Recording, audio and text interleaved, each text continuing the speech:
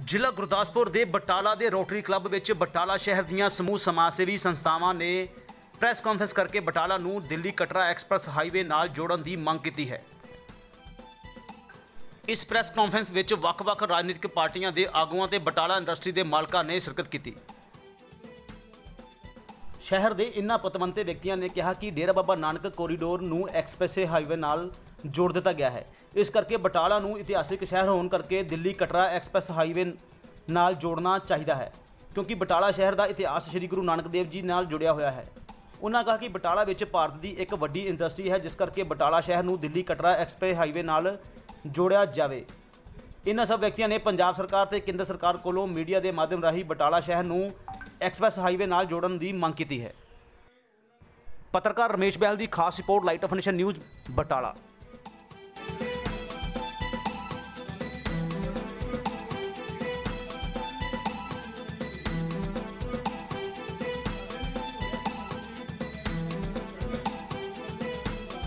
Express highway ਦੇ ਨਾਲ ਬਟਾਲਾ ਨੂੰ ਜੋੜਿਆ ਜਾਵੇ, ਕਿਉਂਕਿ ਪਹਿਲਾਂ ਸਰਕਾਰ ਨੇ 5 ਇਤਿਹਾਸਕ ਸਥਾਨ ਜੋੜ ਦਿੱਤੇ ਨੇ।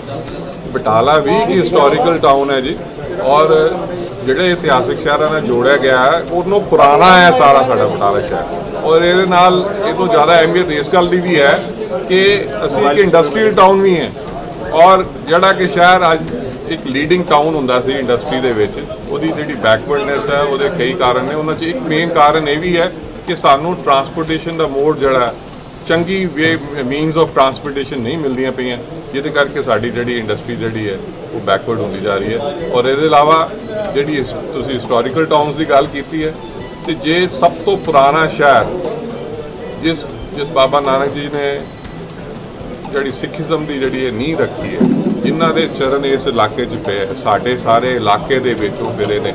ਉਹਨਾਂ ਦੇ ਬੇਟੇ ਜਿਹੜੇ ਸਪੁੱਤਰ ਸੀ ਸ਼੍ਰੀ ਚੰਦ ਜੀ, ਉਹਨਾਂ ਦੇ ਇੱਥੇ ਚਰਨ ਪਏ ਨੇ, ਇਸ ਇਲਾਕੇ 'ਚੋਂ ਫਿਰਦੇ ਰਹੇ ਨੇ, ਇੱਥੇ ਸਿੱਖੀਜ਼ਮ ਨੂੰ ਅਸੀਂ ਬੜਾਵਾ ਦਿੰਦੇ ਰਹੇ ਹਾਂ। ਤੇ ਜੇ ਸਾਡਾ ਇਹ ਸਭ ਤੋਂ ਪੁਰਾਣਾ ਸ਼ਹਿਰ ਇਗਨੋਰ ਹੋ ਜਾਏਗਾ, ਇਸ ਨੂੰ ਜਿਹੜੀ ਘੱਟ ਜਿਹੜੀ ਹੋਰ ਇਹਨੂੰ ਜਿਹੜੀ ਮੈਂ ਸਮਝਾਂਗਾ ਗਲਤ ਗੱਲ ਕੀ ਹੋ ਸਕਦੀ ਹੈ ਕਿ ਜਿੱਥੇ ਇਹੋ ਜਿਹੇ ਹਿਸਟੋਰੀਕਲ ਟਾਊਨ ਨੂੰ ਇਗਨੋਰ ਕੀਤਾ ਜਾਵੇ, ਜਿਹੜਾ ਕਿ ਨਾਟ ਓਨਲੀ ਹਿਸਟੋਰੀਕਲ ਹੈ, ਇੰਡਸਟਰੀਅਲ ਟਾਊਨ ਵੀ ਹੈ।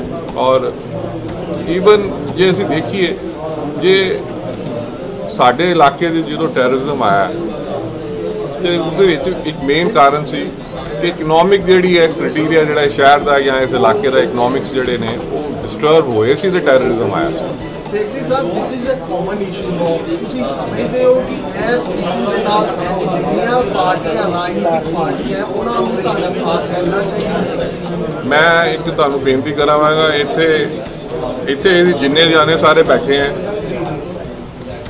ਕਿਸੇ ਦੀ ਵੀ ਇਹ ਨਹੀਂ ਕਿ ਇੱਥੇ ਇਸ ਨਜ਼ਰੀਏ ਨਾਲ ਨਹੀਂ ਆਇਆ ਕਿ ਮੈਂ ਅਕਾਲੀ ਦਲ ਨਾਲ ਕਨੈਕਟਡ ਹੈ ਜਾਂ ਮੈਂ ਕਾਂਗਰਸ ਨਾਲ ਕਨੈਕਟਡ ਹੈ ਜਾਂ ਮੈਂ ਬੀਜੇਪੀ ਨਾਲ ਕਨੈਕਟਡ ਹਾਂ। ਅਸੀਂ ਸਾਰੇ ਜਾਣੇ ਸਾਰੀਆਂ ਪਾਰਟੀਆਂ 'ਚੋਂ ਹੀ ਆਏ ਹਾਂ, ਠੀਕ ਹੈ। ਕੋਈ ਕਿਸੇ ਦੀ ਕੋਈ ਪੋਜੀਸ਼ਨ ਪਾਰਟੀ 'ਚ ਕਿਤੇ ਹਾਇਰ ਲੈਵਲ 'ਤੇ ਹੋਏਗੀ, ਕਿਤੇ ਵਰਕਰੀ ਦੇ ਲੈਵਲ 'ਤੇ ਹੋਏਗੀ, ਬਟ ਅਲਟੀਮੇਟਲੀ ਸਾਰੇ ਬੰਦੇ ਅਸੀਂ ਇਸ ਚੈਪਟਰ ਦੇ ਨਾਲ ਬਹੁਤ ਜ਼ਿਆਦਾ ਸੈਂਸਿਟਿਵਲੀ ਇਸ ਚੀਜ਼ ਦੇ ਉੱਤੇ ਰਿਐਕਟ ਕਰ ਰਹੇ ਹਾਂ। ਔਰ ਸਾਨੂੰ ਸਾਰਿਆਂ ਨੂੰ ਪਤਾ ਹੈ ਕਿ ਅਗਰ ਅਸੀਂ ਹੁਣ ਇਸ ਗੱਲ ਤੇ ਇਗਨੋਰ ਹੋ ਗਏ ਜਾਂ ਸਾਨੂੰ ਇਹ ਜਿਹੜੀ ਫੈਸਿਲਿਟੀ ਹੈ ਕਨੈਕਟੀਵਿਟੀ ਨਾ ਮਿਲੀ ਐਕਸਪ੍ਰੈਸਵੇ ਨਾਲ, ਸਾਡਾ ਬਟਾਲਾ ਹੋਰ ਬੈਕਵਰਡ ਹੋ ਜਾਣਾ। ਇਸ ਚੀਜ਼ ਵਾਸਤੇ ਸਾਨੂੰ ਸਾਰਿਆਂ ਨੂੰ ਅੱਗੇ ਆ ਕੇ ਇਰਰਿਸਪੈਕਟਿਵ ਆਫ ਆਵਰ ਪੋਲੀਟੀਕਲ ਅਲਾਈਅੰਸਿਸ ਕੰਮ ਕਰਨਾ ਪਏਗਾ। ਰਿਪਰੈਜ਼ੈਂਟੇਟਿਵ ਮੇਰਾ ਇੱਕ ਹੋਰ ਸਵਾਲ ਜੁੜਿਆ, ਉਹ ਸਵਾਲ ਹੈ ਕਿ ਜਿਸ ਤਰ੍ਹਾਂ ਕਿ ਸ਼੍ਰੋਮਣੀ ਅਕਾਲੀ ਦਲ ਦੇ ਇੱਥੇ ਵਿਧਾਇਕ ਹੈ ਮਿਸਟਰ ਲਖਬੀਰ ਸਿੰਘ ਲੋਧੀ ਨਗਰ, ਉਹਨਾਂ ਨੂੰ ਇਸ ਮੁੱਦੇ ਦੇ ਬਾਰੇ ਪਤਾ ਨਹੀਂ ਲੱਗ ਚੁੱਕਿਆ ਕਿ ਉਹਨਾਂ ਦਾ ਸਾਥ ਮਿਲ ਰਿਹਾ ਇਸ ਮੁੱਦੇ ਦੇ ਉੱਤੇ ਜਾਂ ਉਹਨਾਂ ਦਾ ਕੋਈ ਸਪਸ਼ਟੀਕਰਨ ਹੈ ਇਸ ਮੁੱਦੇ ਤੇ? ਜਿਹੜੀ ਮੂਵਮੈਂਟ ਇਹ ਸ਼ੁਰੂ ਹੋਈ ਹੈ, ਇਹ ਕਿਸੇ ਪੋਲੀਟੀਕਲ ਪਾਰਟੀ ਵੱਲੋਂ ਮੂਵਮੈਂਟ ਸ਼ੁਰੂ ਨਹੀਂ ਹੋਈ ਹੈ। ਇਹ ਜਿਹੜੀ ਮੂਵਮੈਂਟ ਸ਼ੁਰੂ ਹੋਈ ਹੈ ਸ਼ਹਿਰ ਦੇ ਜਿਹੜੇ ਕੋਰ ਜਾਂ ਇੱਥੇ ਪੁਰਾਣੇ 3rd ਜਨਰੇਸ਼ਨ 4th ਜਨਰੇਸ਼ਨ ਜਿਹੜੇ ਇੱਥੇ ਇੰਡਸਟਰੀਅਲਿਸਟ ਨੇ, ਸੋਸ਼ਲ ਵਰਕਰ ਨੇ, ਇੱਥੇ ਸ਼ਾਪਕੀਪਰਸ ਨੇ, ਉਹਨਾਂ ਨੇ ਆਪਣੇ ਇੰਡੀਵਿਜੂਅਲ ਲੈਵਲ ਦੇ ਉੱਤੇ ਐਕਟੀਵਿਟੀ ਸ਼ੁਰੂ ਕੀਤੀ ਹੈ। ਪੋਲੀਟੀਕਲੀ ਲੋਧੀ ਨੰਗਲ ਜੀ ਕੀ ਕਰ ਰਹੇ ਨੇ ਜਾਂ ਬੀਜੇਪੀ ਕੀ ਕਰ ਰਹੀ ਹੈ, ਜਾਂ ਜਿਸ ਤਰ੍ਹਾਂ ਇਹਨਾਂ ਨੇ ਦੱਸਿਆ ਪਹਿਲੇ ਆਪਣੀ ਸਪੀਚ ਦੇ ਵਿੱਚ ਕਿ ਇਹਨਾਂ ਨੇ ਆਪਣੇ ਸਨੀ ਦਿਓਲ ਜੀ ਨੂੰ ਰਿਪਰੈਜ਼ੈਂਟੇਸ਼ਨ ਦਿੱਤੀ ਹੈ, ਕੈਪਟਨ ਅਮਰਿੰਦਰ ਸਿੰਘ ਜੀ ਨੂੰ ਭੇਜੀ ਹੈ।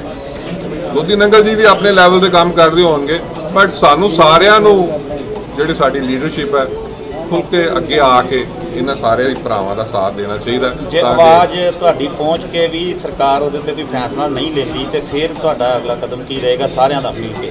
ਅਸੀਂ ਇਸ ਗੱਲ ਉੱਤੇ ਪੂਰਾ ਪ੍ਰੈਸ਼ਰ ਬਿਲਟ ਅਪ ਕਰਾਂਗੇ। ਅਸੀਂ ਜਾਵਾਂਗੇ, ਕੋਈ ਵੀ ਸਰਕਾਰ ਜਿਹੜੀ ਹੁੰਦੀ ਹੈ ਉਹਨੇ ਲੋਕਾਂ ਦੀ ਗੱਲ ਸੁਣਨੀ ਹੀ ਹੁੰਦੀ ਹੈ।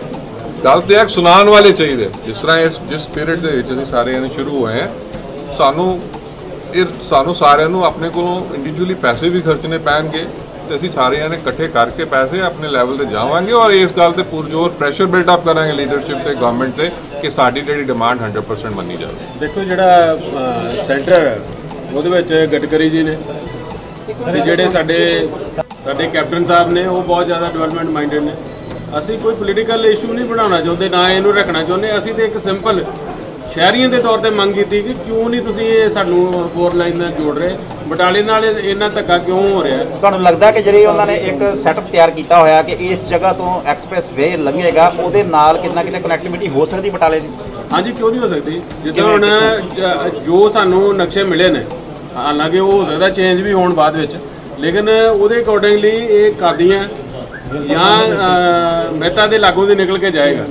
ਅਸੀਂ ਉਹਨਾਂ ਨੂੰ ਕਿਹਾ ਕਿ ਸਾਨੂੰ ਕਾਦੀਆਂ ਦੇ ਨਾਲ ਜਿੱਥੇ ਵੀ ਇਹ ਜਾਏਗਾ ਉੱਥੇ 4 ਲਾਈਨ ਜੋੜ ਦਿਓ, ਜਾਂ ਮਹਿਤੇ ਦੇ ਨਾਲ ਨੀਅਰੈਸਟ ਜਿੱਥੇ ਸਾਨੂੰ ਕਨੈਕਟੀਵਿਟੀ ਮਿਲਦੀ ਹੈ ਸਾਨੂੰ ਉਹਦੇ ਨਾਲ ਉੱਥੇ ਜੋੜ ਦਿਓ ਅਤੇ ਜੋੜੋ ਵੀ 4 ਲਾਈਨ, ਕਿਉਂਕਿ ਬਹੁਤ ਹੋ ਚੁੱਕਾ ਵਾ। ਕਈ ਸਾਲਾਂ ਤੋਂ ਬਟਾਲੇ ਨੂੰ ਇੰਨਾ ਜ਼ਿਆਦਾ ਤੁਸੀਂ ਇਗਨੋਰ ਕਰਕੇ ਹੁਣ ਤੁਸੀਂ 4 ਲਾਈਨ ਬਟਾਲੇ ਜੋ ਕੱਢੀ ਵੀ ਹੈ ਤਾਂ ਉਹ ਵੀ ਬਾਈਪਾਸ ਲੈ ਗਏ ਹੋ।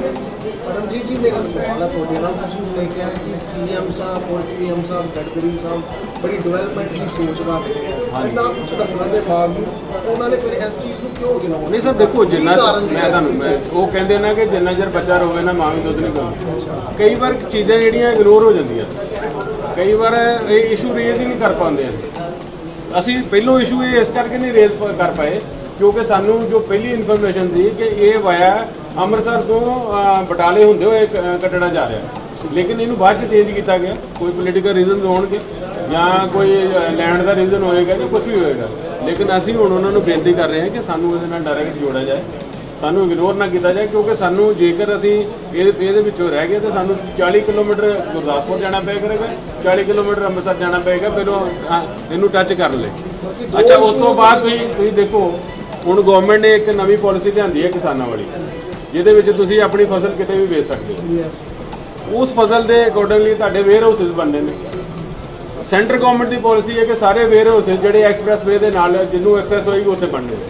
ਇਹਦਾ ਮਤਲਬ ਹੈ ਕਿ ਆਉਣ ਵਾਲੇ ਟਾਈਮ 'ਚ ਜਿੰਨੇ ਵੇਅਰ ਹਾਊਸਿਸ ਬਣਨਗੇ ਉਹ ਵੀ ਗੁਰਦਾਸਪੁਰ ਬਣਨਗੇ ਜਾਂ ਫਿਰ ਅੰਮ੍ਰਿਤਸਰ ਬਣਨਗੇ, ਅਸੀਂ ਫਿਰ ਉਹਦੇ ਵਿੱਚੋਂ ਵੀ ਰਹਿ ਗਏ।